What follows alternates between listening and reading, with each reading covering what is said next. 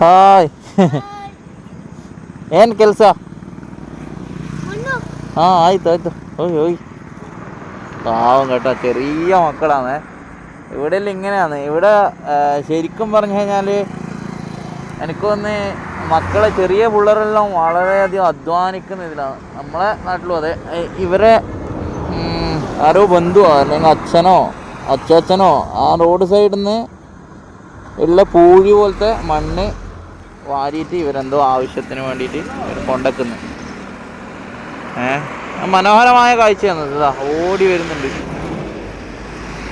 ശരിക്കും ഇതിൻ്റെ ഒരു നെൽവയലിൻ്റെ അടുത്താണ് കേട്ടോ ഇവരുടെ വീട്.